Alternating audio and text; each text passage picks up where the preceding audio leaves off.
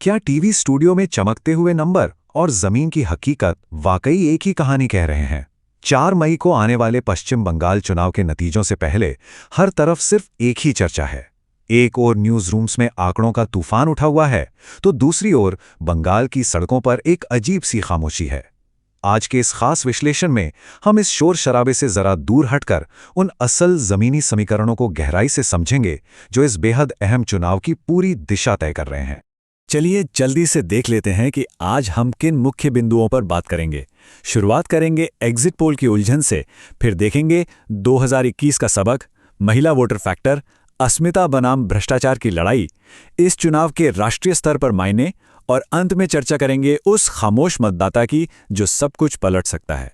तो आइए सबसे पहले बात करते हैं इस चुनाव की सबसे बड़ी पहेली की, एग्जिट पोल्स की उलझन।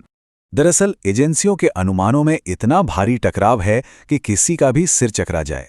एक तरफ मेट्रिस, चाणक्य और प्रजापोल जैसी एजेंसियां हैं जो भारतीय जनता पार्टी के लिए एक ऐतिहासिक जीत की भविष्यवाणी कर रही हैं। जरा सोचिए, प्रजापोल ने तो बीजेपी को 178 से 208 तक सीटें दे दी हैं, लेकिन वहीं दूसरी तरफ देखिए, पीपल्स पल्स और जनमत पोल्स जैसी एजेंसियां तृणमूल कांग्रेस और ममता बनर्जी के प्रचंड बहुमत के साथ सत्ता में लौटने का पक्का दावा कर रही हैं। एकदम अलग अलग दिशाओं में जाते ये आंकड़े अपने आप में काफी हैरान करने वाले हैं। अब जो बात सच में सबसे ज्यादा दिलचस्प है वो है इन सभी पोल्स का औसत। अगर हम पोल ऑफ पोल्स निकालें तो तस्वीर साफ होने की बजाय और पेचीदा हो जाती है। 294 सीटों वाली विधानसभा में बहुमत का जादुई आंकड़ा 148 है और औसत के हिसाब से बीजेपी 145 और टीएमसी 142 सीटों पर खड़ी नजर आती है। यानी दोनों ही पार्टियां बहुमत से महज कुछ कदम पीछे रुक रही हैं। ये बिल्कुल कांटे की टक्कर और एक संभावित डेडलॉक यानी गतिरोध का सीधा इशारा है। लेकिन ठहरिए, वर्तमान के इन आंकड़ों पर पूरी तरह भरोसा करने से पहले 2021 का वो सबक याद करना बहुत जरूरी है जब सारे गणित धरे के धरे रह गए थे। 2021 की भविष्यवाणियों और असली नतीजों को जरा आमने सामने रखकर देखिए, सब कुछ साफ हो जाएगा। उस वक्त लगभग हर बड़ी सर्वे एजेंसी ने कांटे की टक्कर या फिर बीजेपी की जीत की बात कही थी। मिसाल के तौर पर जन की बात ने बीजेपी को 185 सीटें तक दे दी थीं, लेकिन जमीनी हकीकत नतीजे बिल्कुल उल्टे आए। टीएमसी ने 215 सीटों के साथ एक प्रचंड लहर साबित की और बीजेपी सिर्फ 77 सीटों पर सिमट कर रह गई। साफ है कि सर्वे एजेंसियां जमीन के अंदर उठ रही उस लहर को पकड़ने में पूरी तरह नाकाम रही थी।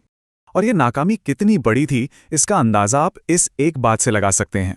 एक्सिस माई इंडिया ने घोषणा की है कि वे इस बार पश्चिम बंगाल का एग्जिट पोल जारी ही नहीं करेंगे। जी हां, ये अपने आप में एक बड़ा व्यंग है। पिछली बार का सबक इतना कड़वा था कि एक प्रमुख सर्वे एजेंसी ने इस बार इस चुनावी गणित से खुद को पूरी तरह बाहर रखना ही बेहतर समझा। खैर, अब आते हैं उस निर्णायक फैक्टर पर जो शायद इस पूरे चुनाव की दिशा तय करेगा, यानी महिला वोटर। यहां सीधी टक्कर दो बिल्कुल अलग अलग जज्बातों के बीच है। एक तरफ संदेश खाली का मुद्दा है, जिसने महिलाओं के मन में सुरक्षा और सम्मान को लेकर गहरा गुस्सा पैदा किया है, और बीजेपी इसी आक्रोश को अपना आधार बना रही है। वहीं दूसरी तरफ है टीएमसी की लक्ष्मी भंडार और कन्याश्री जैसी योजनाएं। ये योजनाएं ग्रामीण बंगाल की महिलाओं के लिए सिर्फ सरकारी वादे भर नहीं हैं, बल्कि उनकी आर्थिक सुरक्षा की एक बहुत बड़ी गारंटी बन चुकी हैं। अब देखना यह है कि वोटिंग मशीन का बटन दबाते वक्त सुरक्षा को लेकर वो गुस्सा भारी पड़ता है या फिर आर्थिक मदद का वो पक्का भरोसा। इसके अलावा अस्मिता यानी आइडेंटिटी और भ्रष्टाचार की वो कोर लड़ाई है जिसने इस चुनाव का मिजाज तय किया है। ध्यान देने वाली बात यह है कि दोनों ही पार्टियों ने अपने अपने नैरेटिव बिल्कुल सटीक तरीके से सेट किए हैं। बीजेपी का पूरा प्रहार प्रशासन और भ्रष्टाचार पर है, चाहे वो मंत्रियों के घरों से बरामद हुए नोटों के ढेर हों, कट मनी का विवाद हो या फिर आरजी कर अस्पताल की दर्दनाक घटना। इसके साथ ही सीएए जैसे मुद्दों का असर भी साफ दिखाई दे रहा है।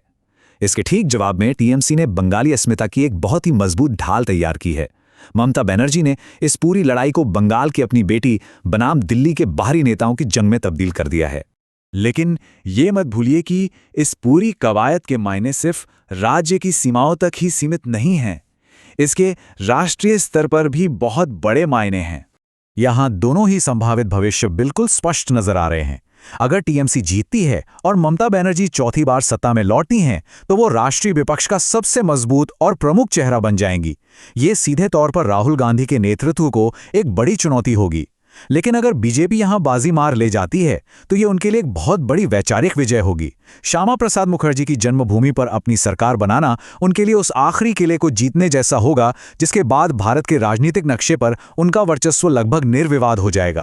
और अब बात करते हैं इस चुनाव की सबसे रहस्यमयी कड़ी की, द साइलेंट वोटर, यानी खामोश मतदाता।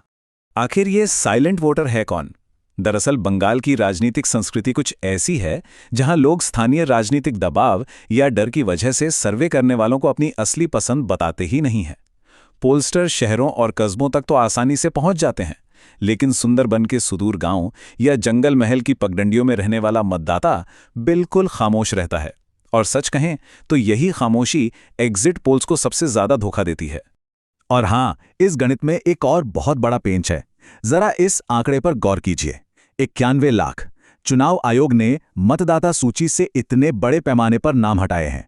टीएमसी का दावा है कि ये उनके मतदाताओं को जानबूझकर रोकने की एक साजिश है, जबकि चुनाव आयोग इसे महज एक रूटीन प्रक्रिया बता रहा है।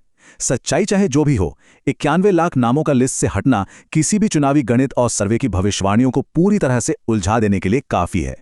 इस उलझे हुए गणित में एक और चौंकाने वाला आंकड़ा जुड़ता है, 90% से ज्यादा का बम्पर मतदान।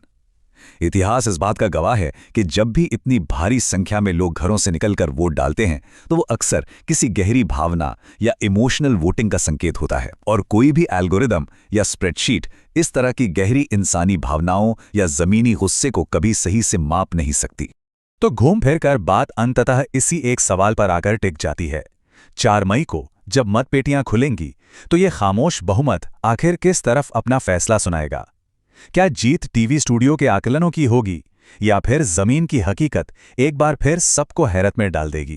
खैर, असली ताकत तो हमेशा वोटिंग बूथ के अंदर उस नीली स्याही लगी उंगली में ही होती है। इस विश्लेषण का हिस्सा बनने के लिए धन्यवाद।